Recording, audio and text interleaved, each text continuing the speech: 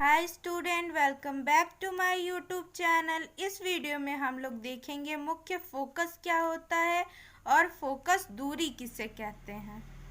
आइए समझते हैं फोकस क्या होता है या मुख्य फोकस क्या होता है। देखिए, ये कोई अवतल दर्पण है, ठीक है,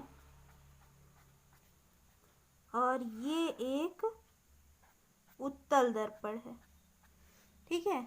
ये मुख्य अक्ष है, यहाँ पे पोल होता है और यहाँ पे वक्रता केंद्र होता है। ये सब आपको बताया गया है पिछले वीडियो में, आप उसको जाके अच्छे से समझ सकते हैं अगर आपने वीडियो नहीं देखा है तो। अब देखना है हमें मुख्य फोकस किसे कहते हैं। मुख्य फोकस क्या होता है? जब मुख्य अक्ष के समांतर, समांतर मतलब क्या होता है? मतलब कि एकदम एक जैसा, एक तरह से जा रहा है, एक दूसरे के ऊपर नीचे, ठीक है। ये दोनों क्या है? ये दोनों एक दूसरे के समांतर हैं, ठीक है। ऐसे ही मुख्य अक्ष के समांतर, ये क्या है? मुख्य अक्ष है, इसके समांतर जाने वाली प्रकाश किरण। यहाँ से हम कोई प्रकाश किरण, सपोज कर लीजिए यहाँ से हम एक टॉर्च जला रहे हैं, ठीक है, और वो किरण कैसे जा रही है? मुख्य अक्ष के समांतर जा रही है। मुख्य अक्ष के समांतर जाने वाली प्रकाश किरणें दर्पण से परावर्तन के बाद, दर्पण से परावर्तन के बाद जिस बिंदु से जाती हैं या जिस बिंदु पर मिलती हैं उसे ही हम लोग बोलते हैं मुख्य फोकस। एक से ज़्यादा किरणें भी जा सकती हैं। इधर से टॉर्च जलाएं, ये भी मुख्य अक्ष के समांतर है, ये भी परावर्तन के बाद इसी बिंदु से जाएगा। मतलब कि ये वाली किरण और ये वाली किरण दोनों इसी पॉइंट पे, एक पॉइंट में मिलेंगी, उसे ही हम लोग बोलेंगे मुख्य फोकस। ये हो गया हमारा उत्तल दर्पण, ये हो गया इसका पोल या जिसे हम लोग कहते हैं ध्रुव, और यहाँ कहीं हो जाएगा हमारा वक्रता केंद्र, ठीक है। अब ये क्या है? मुख्य अक्ष है।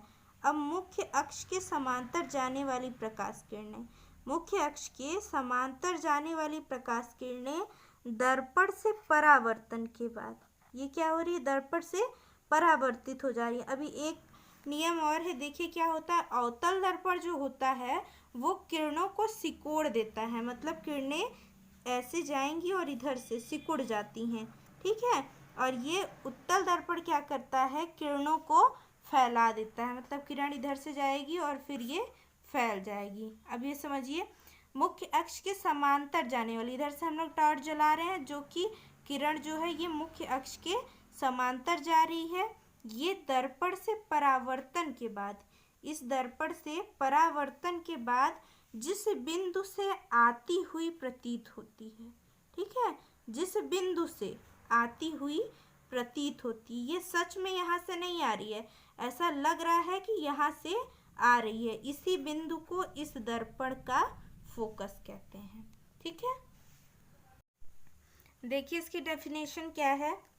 गोलीय दर्पण के, गोलीय दर्पण के मुख्य अक्ष के समांतर आने वाली प्रकाश किरणें, देखिए गोलीय दर्पण के मुख्य अक्ष के समांतर आने वाली, ये मुख्य अक्ष है और ये प्रकाश किरणें इसके समांतर हैं। इसके समांतर आने वाली प्रकाश किरणें दर्पण से, गोलीय दर्पण से, इसमें गोलीय दर्पण बोला है मतलब इसमें उत्तल और अवतल दोनों आ जाएगा। दर्पण से, ये वाला भी दर्पण, ये वाला भी दर्पण, दर्पण से परावर्तन के बाद मुख्य अक्ष के जिस बिंदु पर मिलती हैं, मुख्य अक्ष के जिस बिंदु पर ये सारी किरणें मिल रही हैं या मिलती हुई प्रतीत होती हैं, या तो यहाँ मिलती हुई प्रतीत हो रही हैं, उस बिंदु को उस दर्पण का मुख्य फोकस अथवा फोकस कहते हैं।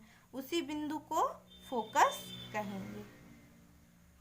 और इसमें एक बात और है याद रखने वाली, कि ये जो फोकस होता है वो हमेशा ध्रुव और वक्रता केंद्र के बीच होगा।